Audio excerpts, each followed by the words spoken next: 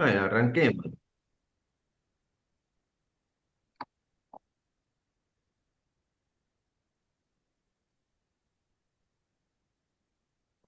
Buenas a todos, soy Liwen de la Izquierda Diario Ambiente. Estamos en este conversatorio, en esta charla especial sobre el RIGI y las resistencias. Me acompañan Natalia Morales de Jujuy, diputada por el Frente Izquierda de esa provincia, Julie Pigliónico, docente de Mendoza, y Ariel Iglesias de Chubut, que nos van a estar contando. Ellos son protagonistas de lo que vienen siendo las resistencias. El RIGI se votó en estas tres provincias en las últimas 2 semanas, pero también viene avanzando la organización en los territorios. Así que vamos a estarles preguntando a quienes fueron protagonistas de estas acciones. Bueno, Nati, Julie, Ari, ¿cómo están? Hola Lee, Hola, ¿cómo te ¿cómo va? están? ¿Todo Hola, bien? ¿qué tal? Buenas tardes a todos. Bueno, Gracias por la en primer lugar, invitación. ¿cómo? Gracias por la invitación. Bueno, gracias a ustedes por estar acá. En primer lugar, a mí me gustaría saber, bueno, la audiencia puede ir dejando comentarios.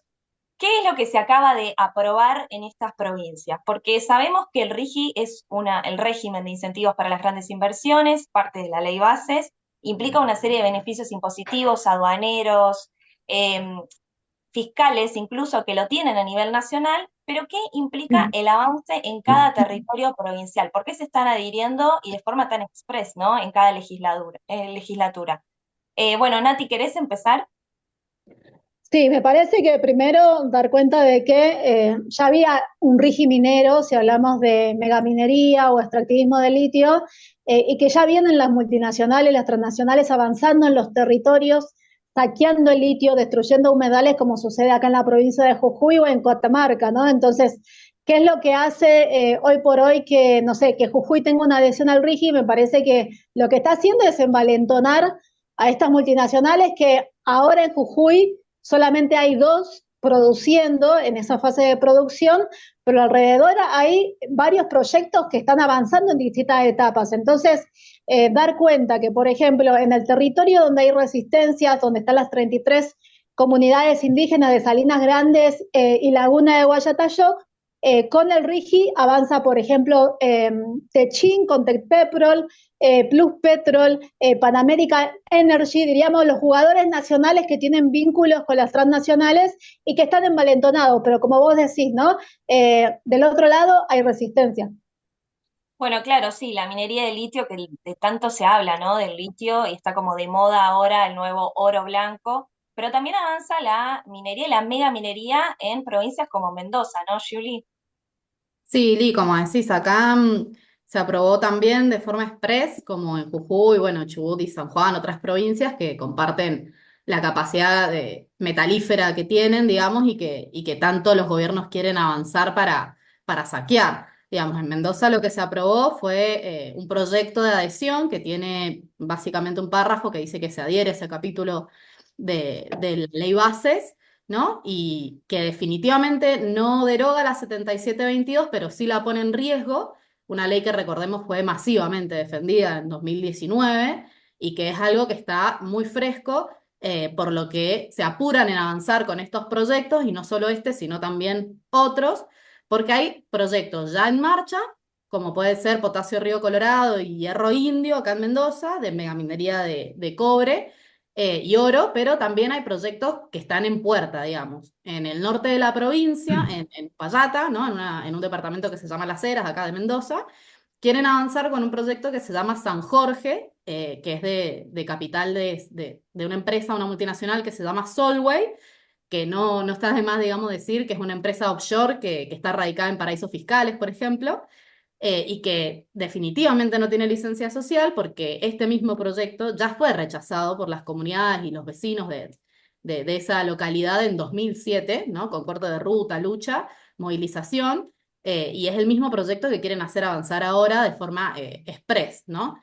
Bueno, Y ahora que decís licencia social, a mí me remite también al no es no de Chubut, ¿no? Como que son provincias también que comparten un poco eso. Y bueno, Ari, no sé si querés contar ahí qué implicancias tiene en los territorios y en Chubut, o sea, lo que vienen votando, o sea, qué votaron ahora con esta adhesión al RIGI. Sí, ¿qué tal? En primer lugar, agregar a lo que decían las compañeras es que es necesario para los gobiernos, para el gobierno nacional y para las clases dominantes, la adhesión al RIGI en cada provincia, porque a partir de la reforma constitucional de menemista, los bienes comunes para nosotros, para ellos recursos naturales, son provinciales, por lo cual se necesita el permiso de cada provincia para que puedan avanzar en la aplicación directa de esta ley de saqueo. Dicho esto, me parece importante señalar que acá en Chubut también, o sea, tuvo las mismas características que en todas las provincias, tratamiento express, pero con la particularidad de que el gobierno, en boca de Ignacio Torres y del vicegobernador Mena, lanzaron una gran campaña de mentiras planteando que la megaminería queda exenta de la adhesión al RIGI, incluso lo escribieron en lo que se votó el 15 de agosto pasado en la legislatura, con lo cual hacen una mentira explícita, ¿no? Porque como todos sabemos, en la ley bases y en el RIGI en particular está en el artículo 165 que plantea que el que se adhiere al RIGI no tiene ningún límite, digamos, ¿no? Legal anterior a la votación de esta ley. Y por otro lado, señalar que, bueno, que acá el gobernador dijo que adherir al RIGI era inversiones, era nuevos, para resolver los problemas estructurales que tiene la provincia de pobreza, y día a día se van cayendo, digamos, ¿no? Y lo único que queda es la megaminería, porque hay un proyecto que anunciaron como el primero del RIGI, que sería el Escorial, que es una planta de energía, es un proyecto eólico, de energía eólica, pero que esto ya está desde hace años arreglado por Arcioni con empresas chinas y que tiene el objetivo de darle energía a Calcatreu, el proyecto minero en Río Negro. Luego, Disculpa, es una empresa de energía renovable que incluso ahora se le han sacado un montón de subsidios en el presupuesto, cae muchísimo ese rubro, para proyectos mineros, o sea, ni siquiera para la población. sí, dicen que también le va a llegar a las 10 comunidades del interior de la meseta chubutense que no tienen energía eléctrica, sino que tienen energía diésel. Pero en realidad está pensado para darle la energía que necesita ese proyecto minero. Luego hay otro proyecto del RIGI que es aumentarle las exenciones impositivas al lugar que quieren montar un parque eólico de 750 megawatts. ¿Para qué? Que está pensando que se puede caer su concesión de la represa Futaleufú, de la cual saca la energía, digamos, por la cual produce Alvar, y entonces está haciendo... Esa es una de las 4 represas ahora que Milei volvió a extender la concesión, ¿no? Que podrían haber sido No, participado. no, Futaleufú es el año que viene, vence, porque se hizo la concesión un año después que las represas de Neuquén y de Río Negro. Se vencería el año que viene, pero bueno, está pensando a futuro, digamos, Madanes Quintanilla. Y el otro proyecto, que es el hidrógeno verde, que era el caballito de batalla, digamos, del gobernador Torres, diciendo que el RIGI venía a fomentar el hidrógeno verde.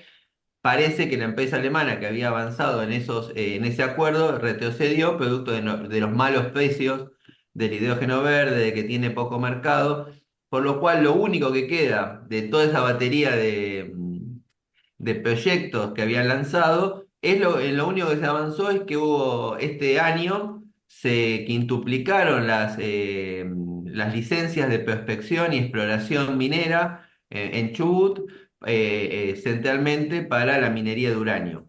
Con lo cual eh, es lo único concreto que queda. Por eso la mentira tiene un objetivo que es tapar que lo que viene avanzando el gobierno es en el aumentar las licencias para las mineras.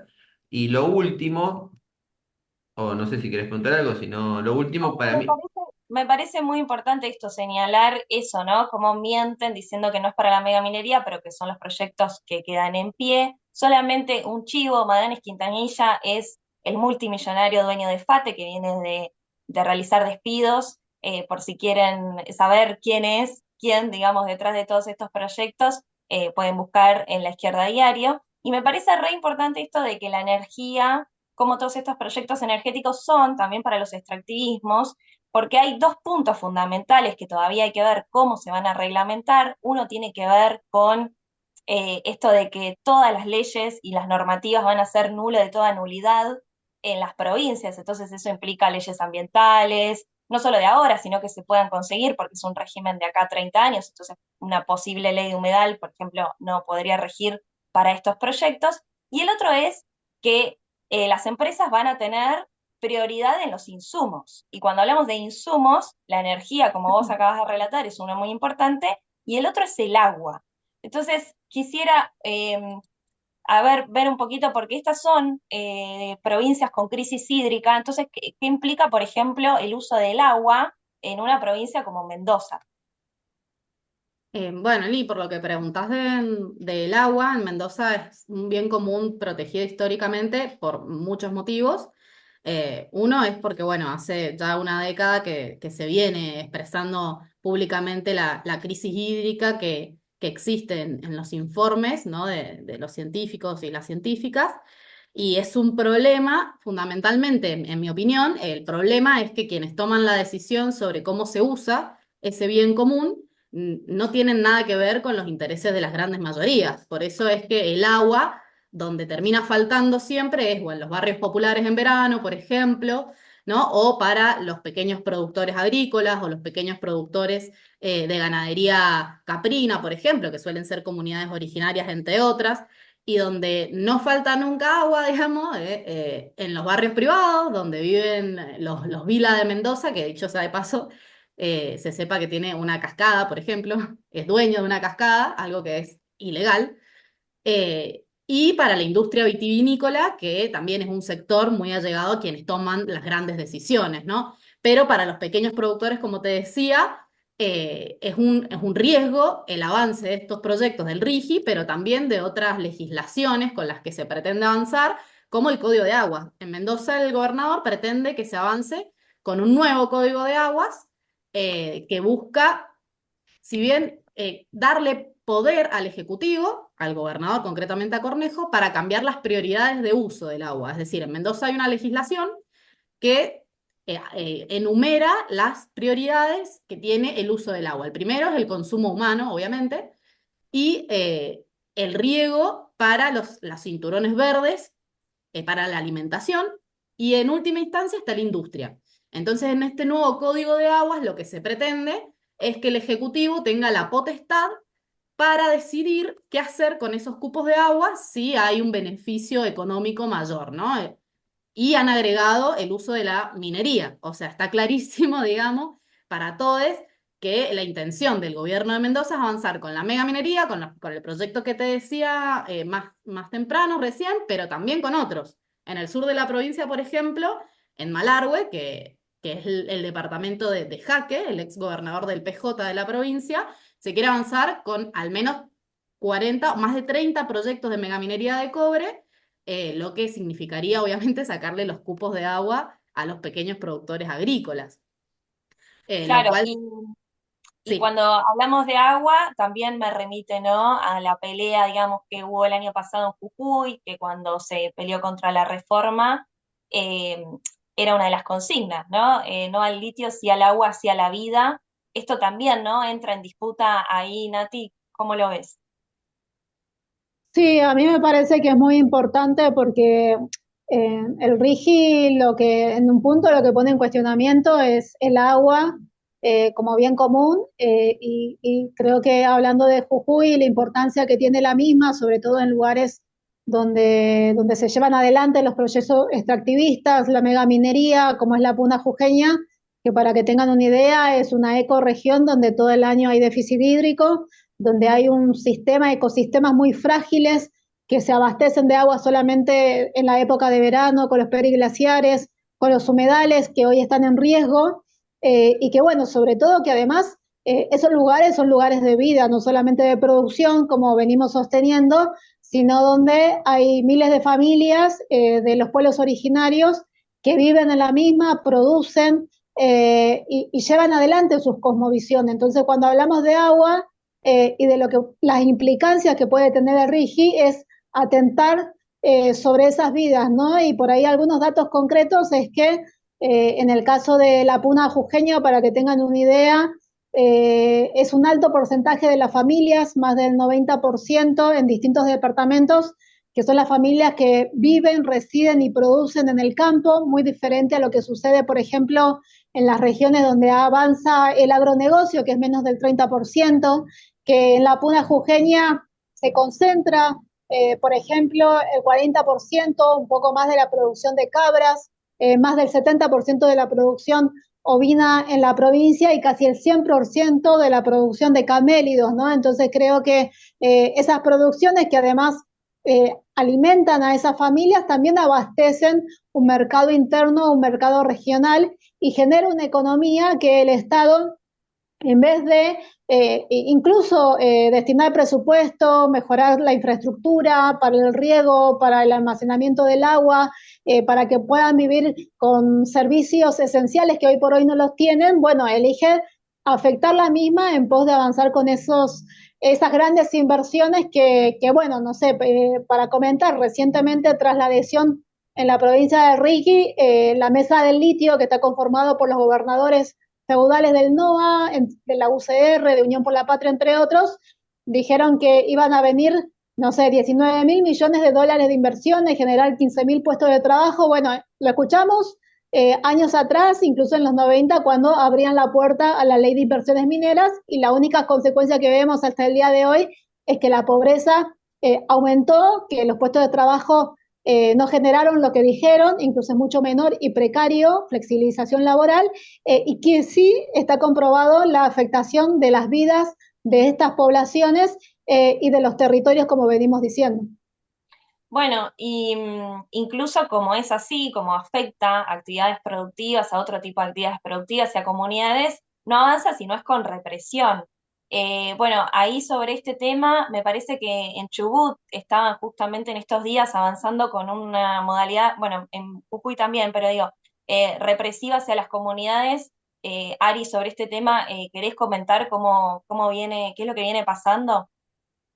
Sí, en primer lugar, para completar lo que decían Julia y Nati, me parece importante señalar que los complejos, las exploraciones de uranio en Chubut están a ambos lados del río Chubut, que es la única fuente de agua que que tenemos para tomar.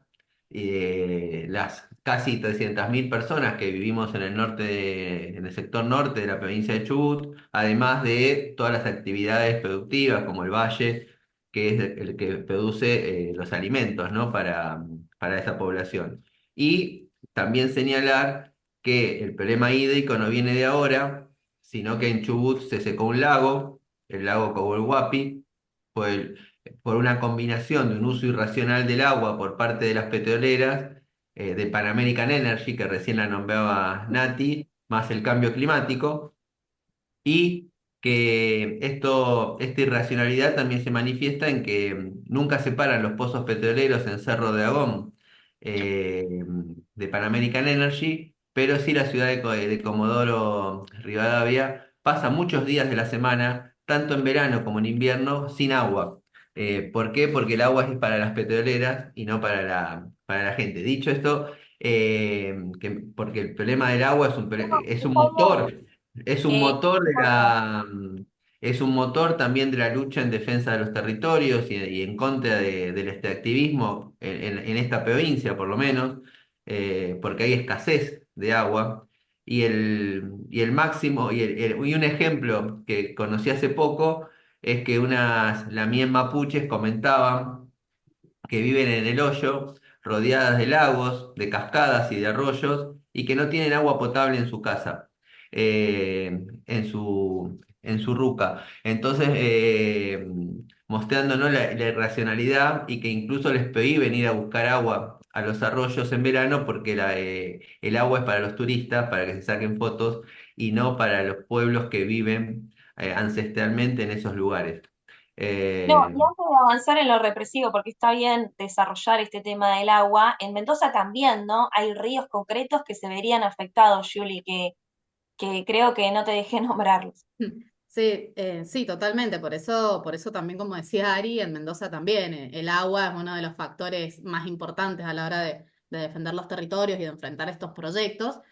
Como te decía, en 2007 se expulsó el proyecto San Jorge en el norte de la provincia porque justamente el peligro es que contamine el río Mendoza, que es el río de la cuenca norte de nuestra provincia, que da de beber al Gran Mendoza que se le llama, donde vivimos más de 1 millón de personas, por ejemplo, y además tiene conexión con el río Tunuyán, que riega el cinturón verde de Valle de Uco, por ejemplo, ¿no? En lo cual afectaría también a un sector que, como decía Nati, productivo regional o local de la zona que abastece al mercado interno. Y esto lo digo porque, digo, yo no sé qué puede llegar a pasar en un futuro en el que, con la política consciente del gobierno de querer hacer llevar a la quiebra a los pequeños productores agrícolas de la provincia, yo no sé qué puede llegar a pasar con, por ejemplo, el precio de los alimentos básicos en un contexto donde hay crisis, donde 6 de cada 10 niños están bajo la línea de pobreza y hay problemas de alimentación. Entonces yo creo que este es un problema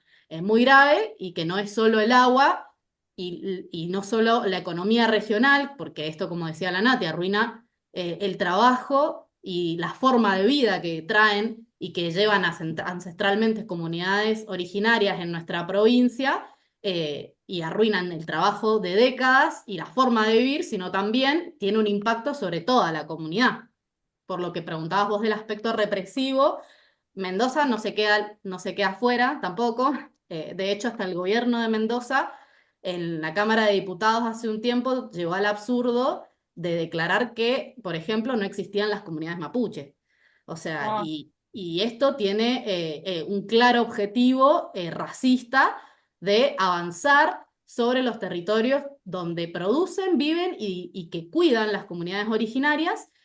Por ejemplo, por darte un ejemplo, en julio se avanzó en la LOF Picún Mapú del Sosneado, de Malargüe, ¿no? Del sur de la provincia, donde te comentaba que quieren avanzar con estos proyectos de megaminería. Y en abril se avanzó se quiso desalojar, aparte de una forma muy violenta, fracturándole incluso la cadera a una abuela de la familia Peletay, que es una familia de puesteros que hace 70 años que están ahí. Entonces digo, hay toda una política consciente y racista del gobierno de querer avanzar sobre estos territorios en beneficio exclusivo de las grandes multinacionales. sí, sí, y se sienten envalentonados y es lo que estamos viendo en las últimas semanas. Bueno, ahí, Ari, ¿querés como desarrollar un poco los ejemplos también de Chubut sobre este avanzar represivo? Sí, mirá, justo hoy a la mañana estuve junto a distintas referentes y compañeras y compañeros de distintas organizaciones ambientales, políticas, sindicales, en las puertas de la oficina judicial, porque justo hoy, 22 de agosto, día de la masacre de Trelew, se llevó a juicio a 8 manifestantes de la rebelión obrera y popular del 2021 que derrotó la zonificación minera. Y se los acusa, se nos pone en el banquillo de los acusados a través de esos 8 jóvenes, sin pertenencia política, sin activismo, que muestra lo profundo que fue el chubutazo o chubutaguazo, como se menciona en estos lugares, a esta rebelión que protagonizamos. Nos pone en el banquillo a todos los que luchamos en defensa del agua. Y por otro lado, la misma hazaña que se pone contra los que nos movilizamos en 2021 también se pone contra las comunidades originarias. Como decía Julia en Mendoza, acá en Chubut pasa lo mismo. El gobernador Torres, junto con el intendente de Parques Nacionales, Larsen, ha lanzado una campaña de estigmatización y demonización de la Lof Pailaco, que vive ancestralmente, en donde hoy, desde hace unos años o décadas, es el Parque Nacional Los Alerces, con el intento de desalojo.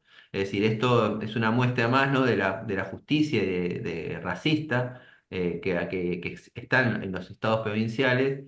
Y venimos hace poquito de que cayó el acuerdo con la Love Mapu, que fue desalojada del gobierno de Alberto Fernández, con lo cual también sobre esa comunidad de Río Negro está planteado que avancen con el juicio por la ocupación de la Wilculmapu desde 2017, donde fue asesinado Rafa Nahuel. Entonces, me parece que la criminalización de la protesta social tiene el objetivo de intentar meter miedo a una población que ya dijo en Mendoza en 2019, en Chubut de 2021, en Jujuy el año pasado, que va a defender los territorios contra todos los intentos de saqueo que impulsan los gobiernos. Bueno, le mandamos toda nuestra solidaridad a los compañeros de la LOF Pailaco y también nombrabas recién Jujuy, me parece que también es un gran ejemplo de resistencia de las comunidades. Muchas veces en estos lugares pareciera que no vive nadie, que están vacíos, los presentan así como los salares y todos los territorios en los que quieren avanzar y no es cierto. Tenemos comunidades que justamente, como decía Ari, defienden los bienes comunes.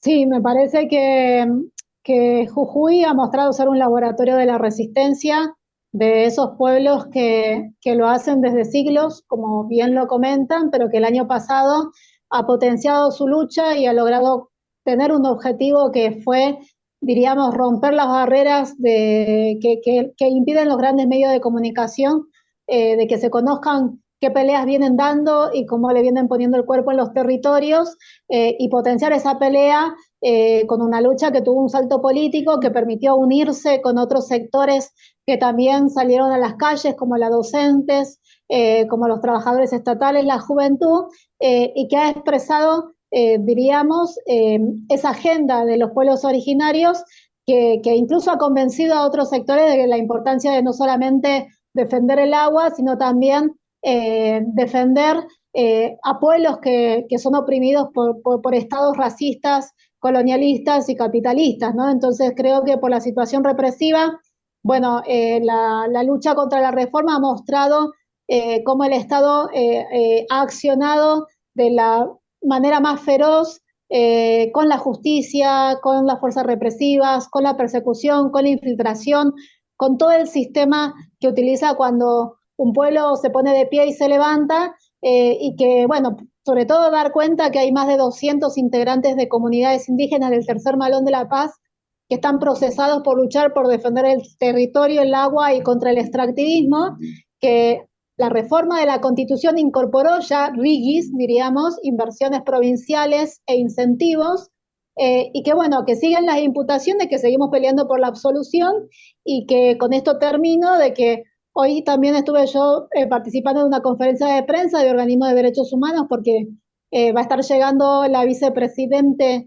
Victoria Villarruel, que es una re linda, estoy con mi gato, que bueno, que eso además de ser una negacionista y de reivindicar el genocidio y la última dictadura militar, reivindica a un genocida como Julia Argentina Urroca, ¿no? Que un genocida de los pueblos originarios, y creo que es muy importante traer a colación en relación a lo que estamos viviendo.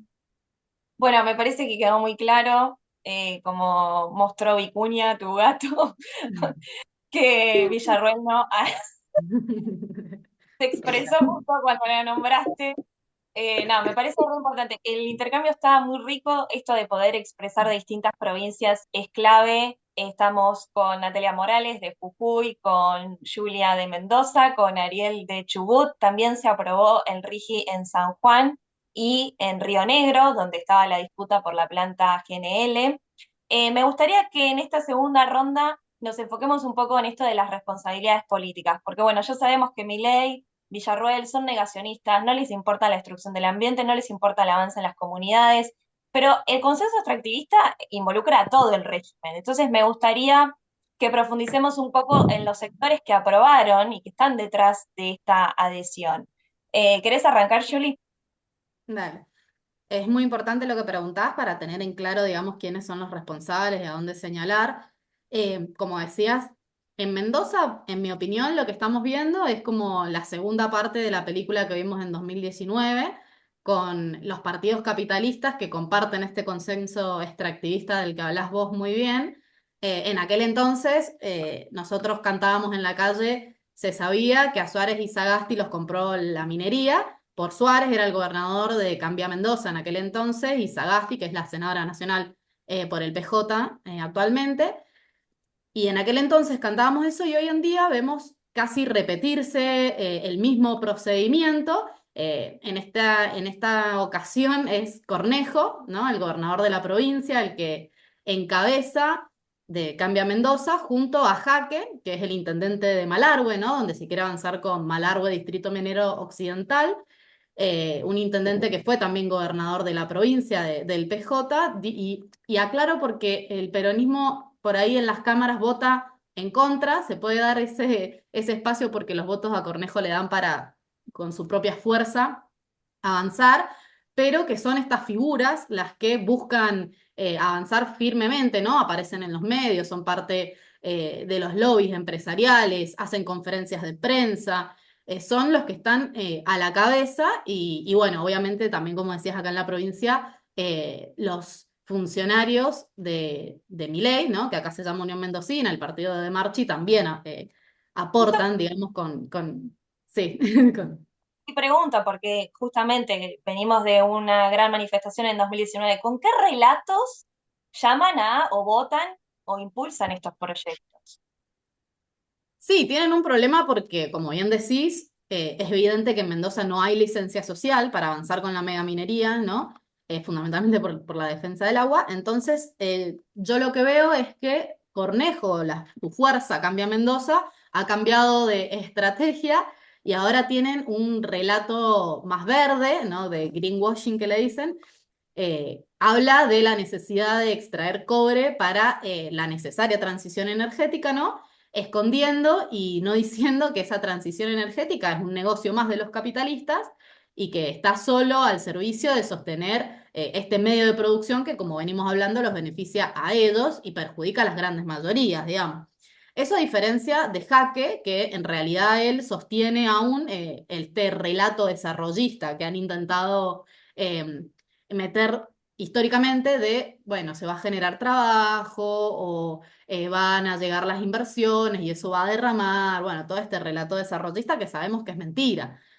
Sabemos que es mentira por un montón de motivos, fundamentalmente con este RIGI es claramente mentira que va a derramar algo, pero además tampoco genera puestos de trabajo, la megaminería al menos no sustanciales. Eh, Bueno, ahí te agrego un dato. Si uno entra al sistema abierto de información sobre la actividad minera, que lo pueden googlear, SIACAM es la sigla, para 2023, en Mendoza da que los puestos de trabajo eran 60 para mujeres y 537 para hombres. Eso estamos hablando de toda la minería, metalífera, no metalífera, y incluyendo también servicios relacionados. Y a nivel país es en total, incluyendo no solo mineros, sino también servicios, 41.170. O sea, la verdad que es un chiste. Si es por los puestos de trabajo, es ya vemos que insignificante. más bien perjudica. Aparte es una caradurez y una hipocresía tremenda, teniendo en cuenta que son las fuerzas políticas que sostienen el DNU de Milei que habilita los despidos, por ejemplo. Entonces uno piensa, no sé si verdaderamente es la desocupación lo que les molesta o lo que les preocupa. Y bueno, y Cornejo sabe perfectamente que lo de los puestos de trabajo acá lo sabemos. Bueno, tuvimos una experiencia en el sur de la provincia, en Malargüe justamente, estuvo la empresa Vale, una minera brasilera, que se instaló, se organizó toda una comunidad alrededor de esa minera y cuando se fue dejó un pueblo fantasma y miles de despidos porque aparte no solo son pocos los puestos de trabajo de las mineras, sino que además son temporales. Entonces es muy precario, digamos, el desarrollo supuestamente del trabajo que generan. Y Cornejo es muy consciente de esto y que además, consciente de que no hay licencia social, digamos, no solo por estas experiencias, sino también porque, por ejemplo, está muy cerca San Juan, donde seguramente todos saben que estuvo la trágica experiencia de Hachal, ¿no? De la Barrick Gold, una empresa, una minera, una multinacional, que por no tener los cuidados suficientes derramó más de 1 millón de litros de sustancia cianurada en los ríos de Hachal, obligando a la comunidad a alimentarse de cisternas, por ejemplo, ¿no? Y Cornejo, al ser muy consciente de esto, lo que hace, cínicamente, es, por ejemplo, organizar jornadas de concientización ambiental organizadas por la propia Barrick Gold, o sea, lo cual es prácticamente una burla. Y además, algo que es muy preocupante, lo que está haciendo es convocar a jornadas de capacitación docentes para los docentes y las docentes de la provincia, pagas, ¿no? Esto aprovechándose y extorsionando a los mismos trabajadores y trabajadoras de la educación que él mantiene bajo la línea de pobreza, incluso algunos de indigencia, porque recordemos que en Mendoza están de los salarios docentes más bajos del país, junto a Chubut, digamos, una trágica realidad que compartimos. Claro. Entonces, el tipo, digamos, aprovechando esta realidad que es responsabilidad suya y además del silencio cómplice de las conducciones sindicales, saca estas capacitaciones pagas, obligando prácticamente a las compañeras y a los compañeros a asistir capacitaciones mineras, ¿no? Para dar vuelta esta situación, porque aparte es muy consciente del rol clave que cumplen y han cumplido históricamente los trabajadores de la educación en defensa de los bienes comunes.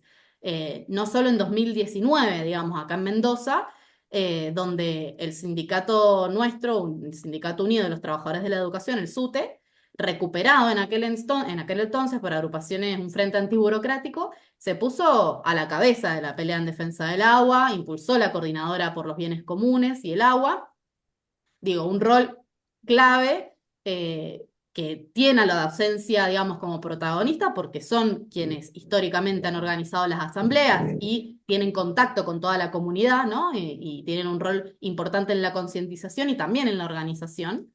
Y un rol, digo, el del 2019, que hablando de responsabilidades políticas me parece importante, que contrasta mucho con el rol que cumplió en el avance del RIGI y de otras normativas en Mendoza, la actual conducción del SUTE, que está en manos del peronismo, por ejemplo, no solo del SUTE, del resto de los sindicatos y los centros de estudiantes. Eso me parece que es algo Esto que me parece clave y me lleva también un poco a, bueno, pensar la realidad de otras provincias donde también el peronismo votó en contra, pero no necesariamente movilizó ni hizo nada para que se exprese esa bronca que hay en muchos sectores. En Jujuy, por ejemplo, ¿cómo fue esa aprobación? ¿Cuáles fueron los responsables políticos y cómo fue también este rol de la oposición o la supuesta oposición al RIGI? Sí, en Jujuy, para quienes nos conocen, gobierna el radicalismo, eh, tiene mayoría absoluta desde el año pasado en la Cámara Legislativa, entonces diríamos que valiéndose de esa mayoría absoluta y de un tratamiento express que desde las bancas del Frente de Izquierda lo denunciamos desde el primer momento, pudo avanzar a espaldas de las comunidades, de los sectores ambientalistas y del pueblo trabajador en general, ¿no? Porque creo que si hubiese dado más debate, incluso dando cuenta de todos estos argumentos que no solamente lo tomamos nosotros, sino la campaña plurinacional contra el RIGI o las comunidades indígenas, seguramente hubiese habido más cuestionamientos, ¿no? Entonces el tratamiento no llevó ni una semana, no se discutió en ninguna comisión, cuando pasaron por 3 comisiones remitidas duró 20 minutos o menos, de hecho lo denunciamos, propusimos que se abra a la Comisión de Ambiente o Pueblos Originarios, se negaron, entre otras cosas, y bueno, llegó a una sesión donde, bueno, el radicalismo levantó la mano y el peronismo, que por ejemplo durante la reforma fue quien le garantizó el voto necesario en ese momento, porque no tenía mayoría absoluta, bueno, le permitió en este momento pintarse de opositor y no exponerse tan abiertamente con el RIGI, ¿no? Pero como vos decís, y nosotros también lo planteamos, diríamos en contra dentro de la legislatura, pero a favor en las calles porque no movió a nadie, o sea, los sindicatos no convocaron, no hablaban del RIGI, las centrales sindicales tampoco, las grandes organizaciones sociales también dirigidas por el peronismo menos, y creo que es muy importante dar cuenta de eso, ¿no? Porque viniendo de la lucha contra la reforma y con la potencia que se expresó, si hubiese habido, como venimos diciendo, al igual que la ley base que incorporaba al RIGI, si hubiese habido el paro nacional, instancias de ir construyendo ese plan de lucha, seguramente esta situación hubiese sido distinta y esa fuerza, incluso de las comunidades que se expresaron con más de 10.000 firmas, que eso me parece importante destacar, que estuvieron afuera de la legislatura, y bueno, se podría haber rodeado y no dejarlas solas como se la dejó. Así que creo que ahí hay una gran responsabilidad de cómo eso, ¿no? A nivel nacional es la Libertad Avanza, es el PRO, es el radicalismo en las provincias, pero también es Unión de la Patria de opositor, pero también con senadores que han levantado la mano, como sucedió acá en la provincia de Jujuy con la senadora Carolina Moises y esta mesa de litio que mencioné hace un rato, que ya existe desde el gobierno anterior y que sigue existiendo con este. No, y quiero destacar también el rol que vos y que los parlamentarios del Frente de Izquierda cumplieron, porque no solamente llevaron esa denuncia tan potente adentro del recinto, que invito a todo el mundo a que puedan buscar en YouTube, está el video de la intervención de Nati, donde tira todos los datos y mucha de la información que estamos comentando acá, de qué producciones se ven afectadas, de estas 10.000 firmas de las comunidades, sino también en el afuera, ¿no? En tratar de organizar eso. Em, no, quiero que por ahí desarrolles un poco más eso, por qué esas bancas ustedes las utilizan así y qué rol pueden cumplir. Sí, nosotros decimos que hacemos parlamentarismo revolucionario porque no hace, diríamos, al uso que le dan los otros sectores políticos o los representantes, diríamos, de esas patronales, de esas multinacionales y transnacionales, ¿no? Entonces, tanto adentro como para desenmascarar lo que se va cocinando, así como decimos el año pasado durante la reforma, pero también afuera, impulsando y siendo parte de los sectores que nos organizamos, coordinamos, articulamos y demás, y creo que eso es muy importante porque entendemos que juega un rol, o sea, es un granito de arena para potenciar lo que se viene llevando adelante y que creo que no sería lo mismo, no por una cuestión de autobombo, pero creo que ese sistema de engranajes y ese rol que jugamos ha marcado también algo distinto acá en la provincia de Jujuy, como digo, ¿no? Ahora con lo de Rigi, el año pasado contra la reforma, pero también dando cuenta sobre todo de estas responsabilidades políticas, porque quiero terminar una idea también de que bueno, es ahora el Rigi, pero diríamos que la ley de inversiones mineras existe desde el menemismo, ¿no? Entonces, bueno, ¿qué rol político ha tenido el peronismo con el neoliberalismo y con impulsar diríamos, el extractivismo, el agronegocio, el saqueo minero, también dar cuenta que durante gobiernos peronistas en Jujuy comenzó el extractivismo del litio en el 2009-2010, donde ya resistían las comunidades indígenas, y que después obviamente un gobierno autoritario como el de Gerardo Morales, que no llegó solo, potenció, ¿no?, todo ese plan provincial y a nivel nacional, pero como venimos dando cuenta, nada es para siempre, diríamos, más aún si hay un gobierno autoritario y esa respuesta que se dio en las calles y en los territorios es muy importante para mostrar que hay una salida distinta y que se puede torcer el brazo. No, efectivamente para mí no es autobombo, sino que muestra el rol que cumple el Frente de Izquierda afuera y adentro construyendo eso. Y como vos decís, hay que recordar que el peronismo cuando es gobierno, cuando está al frente, lleva a cabo estas políticas. Esto me remite un poco a Arcioni, ¿no? Que era parte del Frente de Todos en Chubut. Bueno, ¿cómo fue ahora la votación del RIGI? Si nos querés comentar.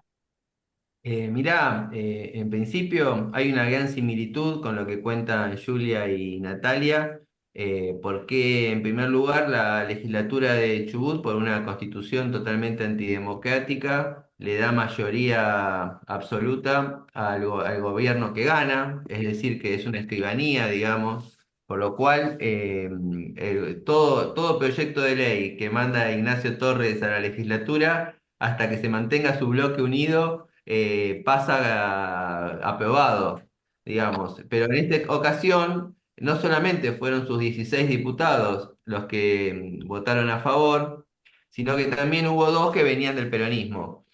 Uno que le dicen el Scioli de Chubut porque estuvo con Das Neves, después estuvo con Arcioni, después estuvo con Macri y ahora está con Nacho Torres y con Milei. O sea, político a la carta del que gobierna. Y la otra es la diputada Williams, que es representa políticamente dentro del peronismo a el intendente de Puerto Madryn, que está haciendo campaña y todos dicen que puede ser el candidato de Nacho Torres en las elecciones de 2025 a diputado nacional. Por lo cual, es decir, no solamente fueron los 16 votos de Juntos por el Cambio, del PRO, de Nacho Torres, de los radicales, sino que tuvieron la compañía innecesaria, pero siempre presta, de dos diputados peronistas. Por lo cual, hubo otro sector que votó en contra, de diputados peronistas, y también estuvo el voto en contra del diputado del Frente de Izquierda, pero, es decir, sin movilización, o sea, sin llamar a la movilización a ganar las calles contra esta ley, es decir, el resultado ya era sabido.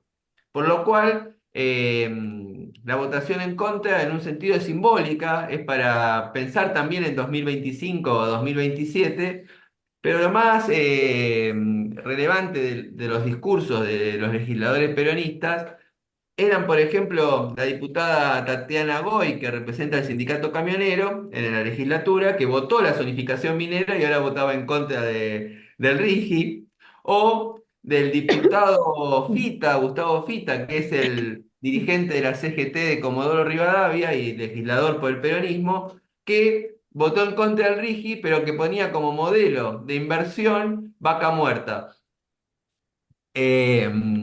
reivindicando la política extractivista de Cristina Fernández de Kirchner y de todo el peronismo, como señalaban recién. Entonces, ahí tenemos una clara muestra de que pueden votar distinto, pero que hay un consenso extractivista profundo. Y por otro lado, los sindicatos también estuvieron ausentes. Todos los sindicatos en la provincia están dirigidos por el peronismo, y en esta ocasión incluso se rompió una tradición combativa que había en la provincia de que se convocaban a paros ambientales. Tanto centralmente los sindicatos estatales, la CTA y ATECH y ATE convocaban a paros ambientales para permitir que sus afiliados y que los trabajadores no afiliados también pudieran tomar el paro para movilizarse. En este caso, estuvo ausente también esta medida que hubiera posibilitado o abierto la puerta a que el que se quería movilizar en contra del RIGI pudiera hacerlo. Es decir, Bueno, lo llamativo es que, bueno, después de la votación de Chubut salieron estos videos del scratch a los legisladores y también que ahí empezaron la convocatoria de las marchas. A mí me remitía un poco a 2021 con el Chubutahuazo, que también no se aprueba la rezonificación y después se despiertan todas estas protestas que logran que retroceda. Entonces, por ahí es interesante destacar estos balances para pensar ahora en la lucha contra el RIGI, esto, qué cosas están faltando. sí, mirá, la movilización, o sea, del día que se votó la adhesión al RIGI, no fue muy importante, pero sí mostró que no hay licencia social, y que entonces cuando se vio a unos diputados que cruzaban de un bar a la legislatura, rápidamente decenas de personas que estábamos ahí, los increpamos por la votación que habían hecho, y tuvieron que cruzar la calle rodeados por la policía. Lo que faltó, la diferencia con 2021 es que la policía en este caso no reprimió, o sea, como había pasado en 2021, que fue uno de los motores de que miles salieran a la calle, fue porque hubo represión, porque detuvieron a compañeras y compañeros, incluso algunos adentro de la misma legislatura.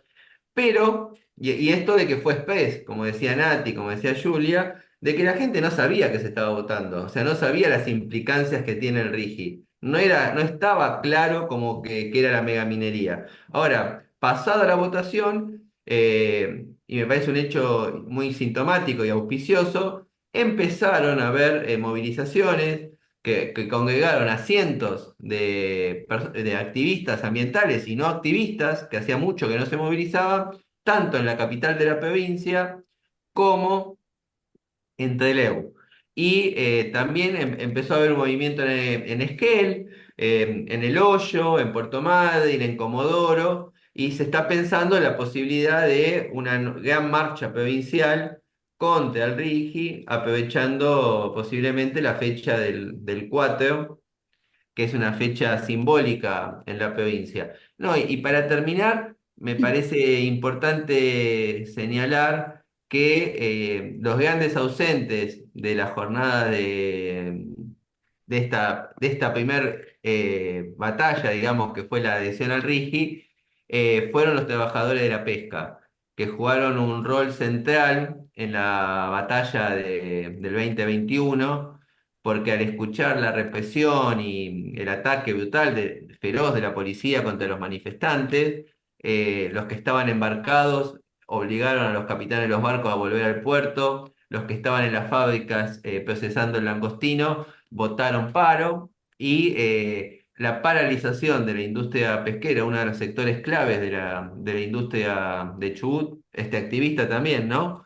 Y pensado como una exportadora y no hacia la población, me parece que fue lo que más se notó en estas primeras semanas de votación al RIGI, pero que bueno, se está extendiendo la idea de que el RIGI es megaminería, de que el RIGI es saqueo, y bueno, el trabajo de las asambleas, de los activistas y demás, me parece que va a poder a rehacer ese trabajo que está impidiendo o que está tratando de impedir el rol pasivizador y desmovilizador que juega el peronismo, tanto político como sindical. Bueno, me parece que estamos con un conversatorio muy rico, la verdad, hay muchas similitudes entre las experiencias y también hay cuestiones a destacar en cada caso. Este rol bisagra que tuvieron los trabajadores de la pesca en Chubut es muy importante, el rol bisagra de las docentes en Mendoza, el rol de las comunidades en Jujuy. Estamos viendo qué implica el RIGI, estamos viendo quiénes se benefician, quiénes se perjudican, los responsables políticos. Y ahora para ir cerrando, vamos a ir cerrando para pensar un poco entre todos. Dejen también sus comentarios, qué les viene pareciendo, con qué dudas se quedan. Me parece que quedan muchos temas para seguir abordando en nuevos conversatorios. Eh, pero para ir cerrando, me gustaría que charlemos sobre cómo estas resistencias y las lecciones que vamos sacando y que estamos compartiendo acá nos permiten ir pensando y construyendo una alternativa. Ya vimos esto de que las variantes capitalistas del régimen son extractivistas, me parece que quedó muy claro que las distintas versiones del peronismo, más allá de que votan en contra, también tienen como parte de su programa, de su proyecto de país, aunque ahora se estén peleando, regímenes extractivistas con mega minería, fracking, agronegocio, como vías para el crecimiento, para el desarrollo. ¿Cómo podemos pensar un horizonte anti-extractivista, post-extractivista, post-desarrollista, bueno, una alternativa a este modelo que nos proponen las distintas variantes del régimen? No sé quién quiere arrancar. Bueno, no, yo creo que... Ah, bueno, dale, dale, Julia. Dale, No, por favor, por favor. pase usted. No, yo creo que para empezar, digamos, para construir una fuerza, digamos, que enfrente estos avances concretos, hace falta, digo, tener en cuenta todos estos balances que venimos intercambiando sobre cómo hemos ganado anteriormente. Digamos, acá en Mendoza, por ejemplo, las organizaciones que están muy activas y que han sido históricamente defensoras también del agua, como las asambleas por el agua, organizaciones socioambientales, venimos intercambiando alrededor de esto, de, bueno, cómo conseguir poner en pie la fuerza que logramos en 2019 y que eso implica la mayor unidad, digamos, y coordinación entre los perjudicados de los que veníamos hablando. Y además, digo, habría que pensar el rol que pueden jugar la clase trabajadora, que fue central en Chubut, por ejemplo, y el rol que puede llegar a jugar acá, pienso yo, que es importante también los trabajadores y las trabajadoras de la educación, pero en general la clase trabajadora, digo, pudiendo hacer frente a este modelo que quieren imponer de producción, que es de avance extractivista, donde se perjudica a las grandes mayorías y se beneficia a unos pocos. Y para pensar en esa fuerza, digo, los centros de estudiantes, los sindicatos que se tienen que poner al frente de organizar, de organizarlo, digo, no sé, pienso en Mendoza, como en el resto del país, el 23 de abril hubo una enorme movilización en defensa de la educación pública.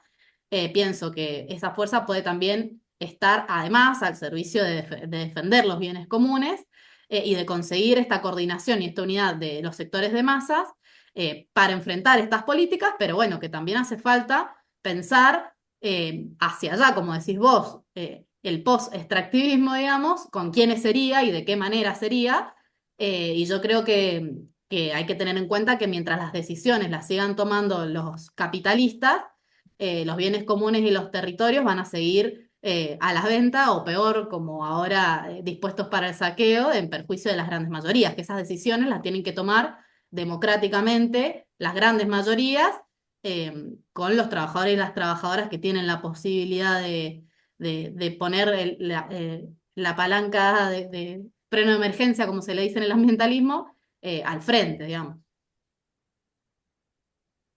No, a mí me parecía, por un lado, que antes de tomar lo que vos señalabas, que en Chubut también fue muy importante esta unidad, que que hay que regenerarla, que fue entre las ciudades y los territorios.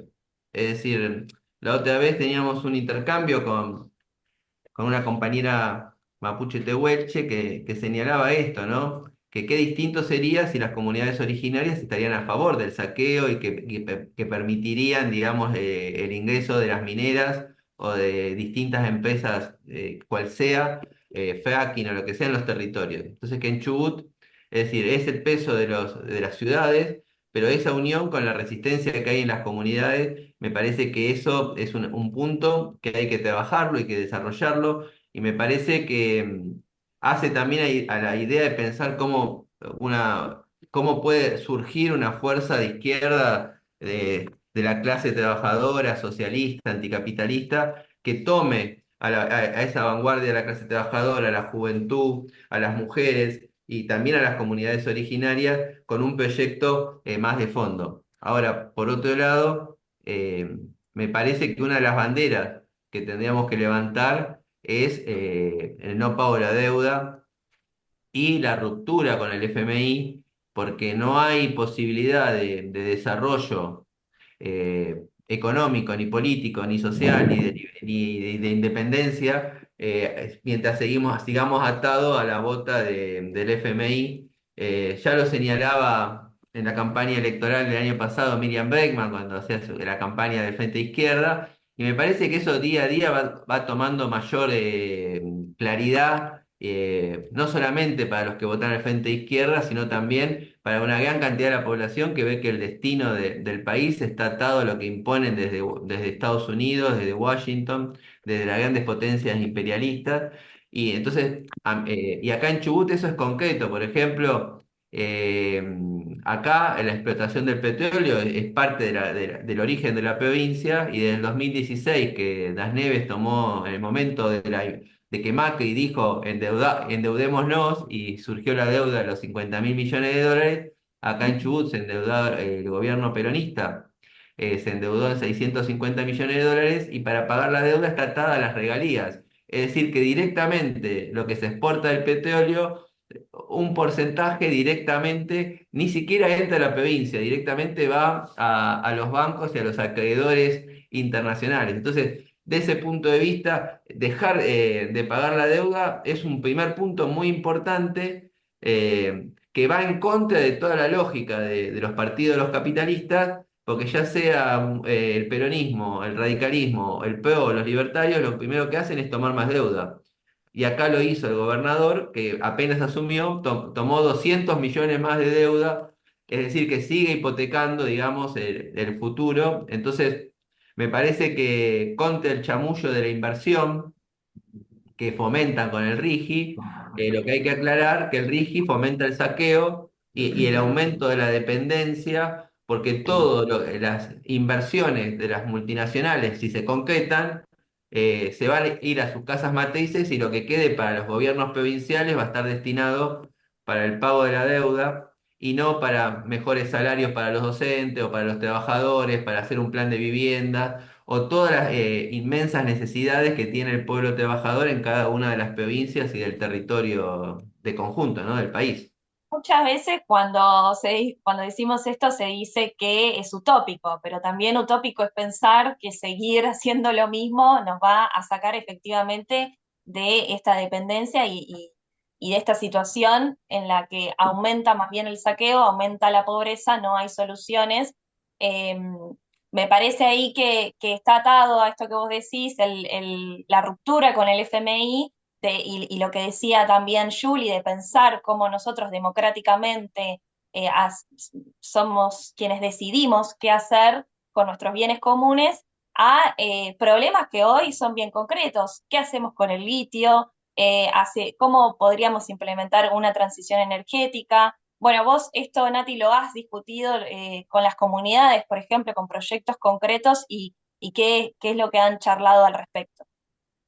Sí, me parece muy importante primero dar cuenta, como vos mencionabas, ¿no? Que estos son viejos proyectos que fracasaron, así que más allá de que sea en nombre o lo digan hoy por hoy los libertarianos o el peronismo, bueno, es el fracaso de estos mismos proyectos que nada bueno ha dado al pueblo trabajador en todo el país o en Latinoamérica, ¿no? Y que en ese sentido, ante esta situación, bueno, desde el PTS en el Frente de Izquierda venimos planteando otra salida, ¿no? Porque siempre nos quieren encasillar de que nosotros nos oponemos a todo para como tratar de sacarle valor al programa que nosotros defendemos y a las salidas que planteamos, ¿no? Y en el caso del litio, ya desde el año pasado, incluso antes de lo que fue la reforma, nosotros presentamos diríamos, un borrador, un anteproyecto de lo que tenía que ver con qué hacer con el litio y en manos de quién, ¿no? Diríamos, ¿no? Hoy por hoy hay que recordar que el litio, los minerales, los bienes comunes naturales están privatizados, ¿no? Más allá de que el dominio lo tengan las provincias, privatizados y más o menos que se lo están llevando los sectores empresariales extranjeros, ¿no? Entonces, ahí hay un primer aspecto que hace a nuestro planteo y diálogo con las comunidades u otros sectores de que en manos de quién va a estar el litio o estos bienes comunes naturales. Nosotros decimos que es una medida soberana elemental para empezar a discutir otras cosas y planteamos, ¿no?, que tiene que estar en manos de las y los trabajadores, el sector productivo y de esas comunidades indígenas que en sus territorios están estos bienes comunes y que obviamente, como ellos dicen, son guardianes de los mismos, entonces es más que importante que se pueda ver ahí una articulación y sobre todo el cuidado de los mismos, que somos los únicos interesados en ese propósito, ¿no? Y que incluso podamos definir qué uso social se le puede dar para las mayorías, utilizando, diríamos, el conocimiento de la comunidad científica, las universidades, el aporte de especialistas, bueno, toda la articulación necesaria para pensar un plan integral y racional donde podamos definir dónde sí, dónde no, en qué lugares conviene, en qué lugares hay sitios sagrados de los pueblos originarios y no se puede tocar, o en qué lugares, por ejemplo, ponen en riesgo un territorio, entonces tampoco se puede tocar. Creo que son grandes preguntas y problemas, pero que lo podemos llevar adelante tomando ese desafío, ¿no? Entonces creo que ese diálogo lo seguimos construyendo en la medida que se van generando espacios de coordinación y articulaciones, incluso lo hemos planteado al calor de un proceso muy importante como fue el año pasado durante la reforma, ¿no? Y creemos que mientras más organismos y espacios de autoorganización puedan existir al calor de procesos de lucha, pero cuando tampoco no lo hay, puede abrir efectivamente el debate sobre qué otra salida puede haber, no solamente en los territorios, sino en las provincias, entre la ciudad y el campo, y un proyecto de salida para todo el país o para Latinoamérica. Así que me parece que es una buena articulación, pensando que incluso los que tienen el poder, y con esto termino, están dirimiendo nuestras vidas y los territorios, como decías, Massa, como si se estuviesen repartiendo una gran torta. Es un problema incluso geopolítico, se lo están dirimiendo los países imperialistas y hace incluso una distribución más internacional del rol que juega nuestro país en esa cadena de valores o división internacional del trabajo en torno a estos proyectos extractivistas y nuevos negocios verdes, como lo suelen llamar. Bueno, dejen sus preguntas, quedan muchísimos temas para seguir profundizando. Creo que este proyecto concreto de litio, pero también pensando otros bienes comunes, pensando de conjunto en la energía, nosotros tenemos propuestas concretas para planificar, para controlar desde los propios trabajadores de las comunidades y de los sectores populares todo el sistema energético, poder estatizar los bancos para que no se fuguen y no se vaya la plata, poder controlar el comercio exterior para que no esté en manos de dos o tres grandes del agropower, tenemos un programa concreto, como están señalando, pero también sabemos, no somos ingenuos, que no se va a aplicar así como así, queremos construir una gran fuerza. Hoy estamos siendo parte de la campaña No al RIGI, una campaña plurinacional que coordina en todos los territorios. Somos parte de todos estos procesos de autoorganización que señalaba Nati, que señalaba también Julie, lo que se empieza a discutir dentro de la docencia en Mendoza, lo que señalaba Ari de estos primeras incipientes reorganizaciones que empieza a haber en las provincias, en los territorios, y queremos construir una gran fuerza para dar vuelta a todo. Nosotros creemos que el capitalismo no va más, que este sistema social merece perecer, que no tiene nada bueno para aportarnos, solo nos lleva a más pobreza, más saqueo, más contaminación, pero como no hay planeta B y queremos una salida verdaderamente favorable para el ambiente, para los sectores populares y trabajadores, es que construimos una fuerza anticapitalista y socialista, y dejarles la invitación, el agradecimiento a todos los panelistas. Creo que tuvimos un conversatorio muy rico con muchas cosas para seguir charlando, y invitar a quienes nos están siguiendo a que se sumen a construir esta fuerza con nosotros, que nos dejen sus comentarios, sus redes, bueno, y nos vamos, y temas para seguir profundizando en próximas conversaciones. Bueno, muchas gracias, buenas noches y hasta luego. Gracias, Lick. Buenas Nos noches. vemos, hasta la Gracias, nos próxima. vemos.